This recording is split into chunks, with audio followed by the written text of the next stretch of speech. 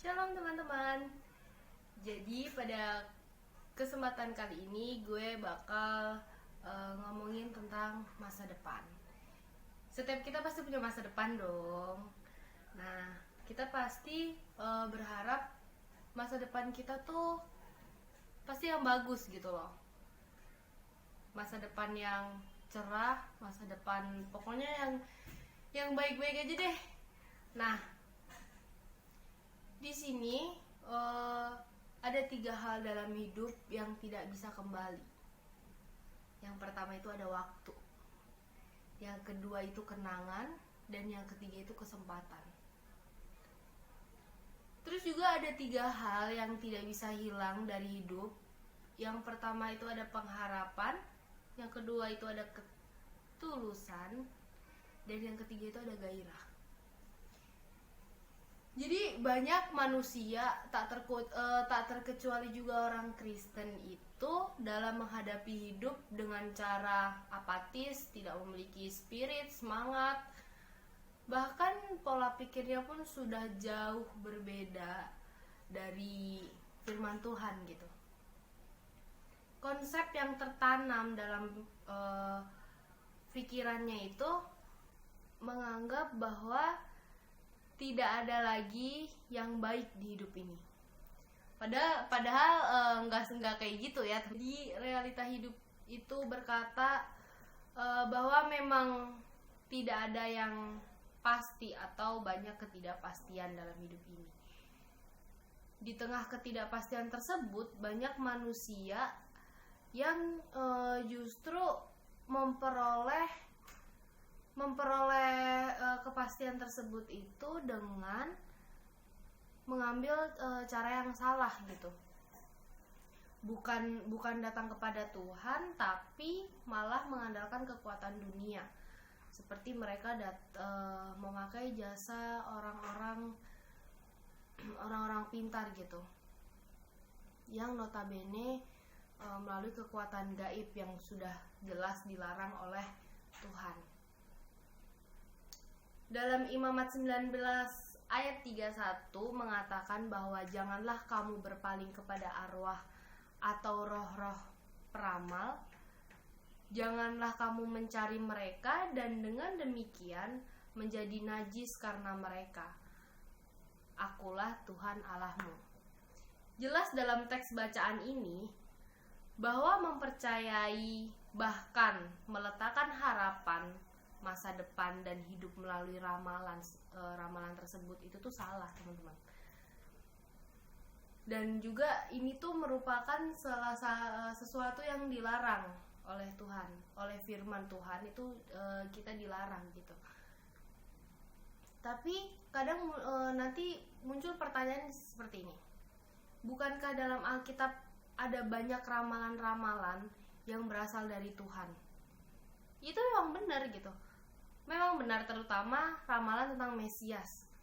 Ramalan dalam Alkitab itu memang benar-benar berasal dari Tuhan. Dan ramalan dalam Alkitab lebih tepat kita sebut sebagai nubuat. Dan nubuat itu tuh bersifat pasti. Karena nubuat itu berasal dari Tuhan dan disebut firman Allah dari Tuhan gitu. Dan itu pasti akan digenapi. Dan seperti yang kita tahu tuh firman Tuhan sudah genap ya teman-teman. Karena itu tidak ada lagi ramalan atau nubuat baru yang diklaim itu berasal dari Tuhan. Itu tuh nggak ada. Jadi kalaupun ada berarti itu bukan berasal dari Tuhan gitu. Misalkan muncul pertanyaan kayak gini nih. Jika demikian, di manakah kita meletakkan harapan kita? Dan itu tuh udah jelas jawabannya teman-teman. Itu kita meletakkan harapan masa depan kita, pokoknya semuanya hidup kita tuh cuma pada Tuhan, hanya pada Tuhan gitu. Juga dalam Amsal 23 ayat 18 itu mengatakan, karena masa depan sungguh ada dan harapanmu tidak akan hilang. Itu janji Tuhan yang luar biasa buat kita. Masa depan yang diharapkan itu akan terwujud karena Tuhanlah yang memberikan harapan dan masa depan kepada. Jadi masa depan kita itu ada di tangan Tuhan ya teman-teman. Dan dalam firman Tuhan kali ini, apa yang bisa kita benahi dalam hidup untuk meraih masa depan bersama Tuhan gitu. Yang pertama itu tidak mudah menyerah dengan keadaan. Di sini gue pengen ngasih contoh kisah, ngasih sebuah ilustrasi dari kisah Yusuf gitu. Yusuf itu kan seorang pemuda yang punya cita-cita dan pengharapan. Ia mendapat mimpi dari Tuhan bagaimana 11 berkas gandum, sujud kepada berkas gandumnya. Jadi ini tuh merupakan satu visi bahwa Tuhan akan mengangkat hidupnya, ia akan menjadi pemimpin. Yusuf yang disertai Tuhan tidak menyerah dalam situasi apapun. Jadi dia mampu mengubah frustasi menjadi prestasi. Yang bisa kita ambil dari kisah Yusuf ini, dia pantang menyerah gitu. Jadi sampai yang dia dimusuhi, dia dibenci sama saudara-saudaranya, dan banyak gitu kisah Yusuf yang bisa menjadi inspirasi buat kita. Tapi dia tetap tidak mudah menyerah dalam keadaan. Jadi tidak mudah menyerah dengan keadaan, dan dia tetap terus meminta sama Tuhan, berdoa pada Tuhan, karena dia mempunyai suatu cita-cita dan pengharapan yang dia yakin Tuhan tuh mampu gitu membantu dia gitu. Dan sampai akhirnya dia, karena penyertaan Tuhan juga, dan juga karena sikapnya Yusuf yang pantang menyerah, akhirnya dia mampu menjadi pemimpin gitu. Selalu berdoa dan mengandalkan Tuhan dalam berbagai hal, dalam segala hal. Di sini ada kisah Yabes yang dilahirkan ibunya dalam keadaan sengsara, kesakitan melebihi wanita lain. Dia seolah-olah dilahirkan dengan tidak beruntung, tetapi Yabes merendahkan diri kepada Tuhan, dan hasilnya Yabes menikmati anugerah dari Tuhan. Karena kuasa doa melalui Kristus dapat mengubah segala sesuatu. Dalam menjalani hidup ke depan dan untuk menikmati masa depan, tetaplah berdoa, berserah dan percaya kepada Tuhan. Yang kita sembah adalah hidup dan mendengar setiap doa-doa kita. Dan yang ketiga yaitu hidup dalam iman. Dalam Ibrani 11 ayat 1 dikatakan iman adalah dasar dari segala sesuatu yang kita harapkan dan bukti dari segala sesuatu yang tidak kita lihat. Kita tidak dapat melihat masa depan, tetapi kita bisa memiliki pengharapan akan masa depan. Jangan menyerah pada keadaan, berdoa dan tetap percaya pada firman Tuhan. Oke, dan pada Yeremia 29 ayat 11 mengatakan, sebab aku ini mengetahui rancangan-rancangan apa yang ada padaku, mengenal kamu. Demikianlah firman Tuhan, yang yaitu rancangan damai sejahtera dan bukan rancangan kecelakaan, untuk memberikan kepadamu hari depan yang penuh harapan. Dalam Yeremia 29 ayat 11 ini secara khusus berbicara tentang rancangan Tuhan untuk bangsa pilihannya yang hendak mengembalikan mereka ke negerinya setelah melewati tahun-tahun di dalam pembuangan.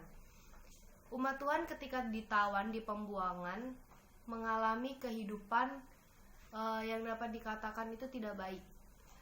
Diperlakukan sebagai budak, pekerja rodi, dan tawanan yang tidak memiliki hak seperti layaknya orang merdeka. Betapa keadaan itu pastinya sangat memprihatinkan, bahkan sangat memilukan. Dalam keadaan itu Allah memberikan janjinya bahwa suatu hari kelak umat pilihan Tuhan akan bebas dan mengalami hidup yang diberkati. Dalam kondisi yang demikian ini, maka dapat diperhatikan bahwa peningkatan hidup yang dimiliki oleh bangsa itu selain kualitas kehidupan baik secara jasmani dan rohani pun meningkat.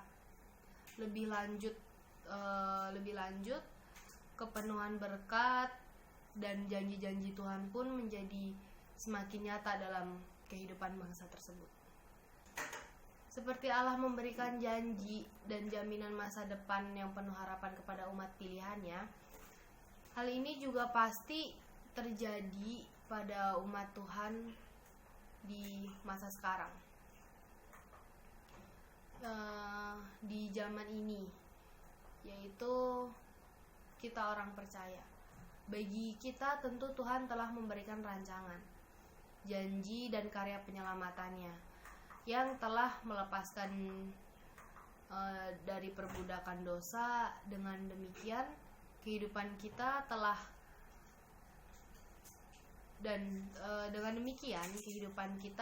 telah dan sedang serta terus mengalami masa depan yang penuh harapan. Ya, jadi secara rohani jelas masa depan yang penuh harapan adalah keadaan di mana kita akan dibuat Tuhan mengalami kepenuhan secara khusus, pengenalan, pemahaman, pengertian, dan pengalaman akan karya-karya Tuhan. Berarti kerohanian kita semakin hari semakin dewasa.